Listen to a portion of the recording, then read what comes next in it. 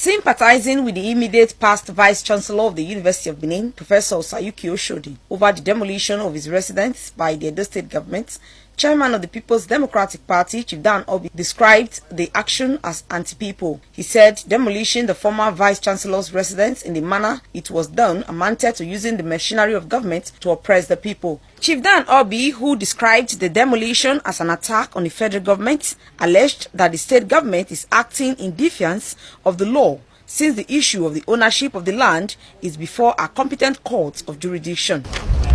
I'm indeed very surprised at what we are seeing here today. In fact, it has confirmed that we now have an anti-people government in Edo State. This is indeed barbaric and uncivilized. It is disheartening to see a government carry out this type of destruction, even when the matter is pending in court. I think these are very bad times for the people of Edo State. I believe the government should be made to pay for this destruction. We are indeed very sorry. Other party leaders who also commented on the issue while sympathizing with Professor Oshodi and other affected lecturers said Professor Oshodi is a respectful senior citizen of Edo State and could be treated as a nobody. They described the act as the height of wickedness. I've been in government before and I've never seen this level of wickedness. It is sad that a governor who did not even know how the university came into place, who has not been able to manage even state universities, will now begin to take this kind of very hostile actions against a federal institution. It is shameful. It is the greatest level of wickedness.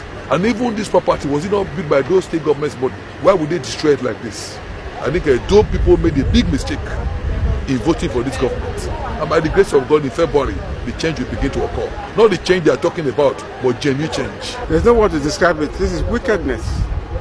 Case in court, came in with talks to demolish it. The Vice Chancellor performed very creditably.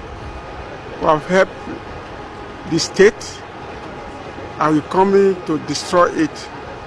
It's, I don't know, it's more than wickedness. I don't know how this would have happened in Benin City. It's a strange thing.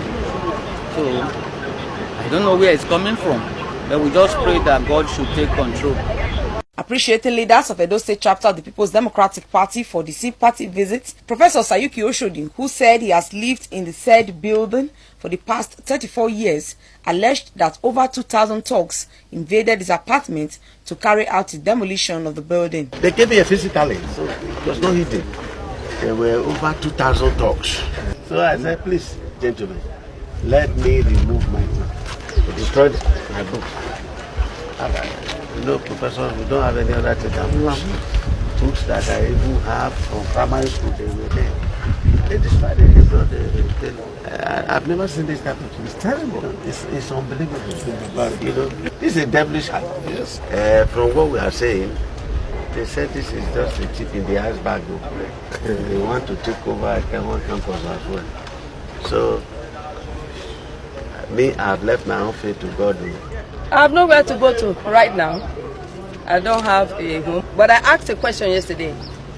If it belongs to Edo people, my name is Omoifo.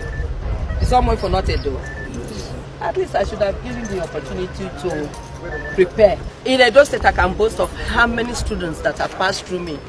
If I cannot be given some protection, where else will I run to?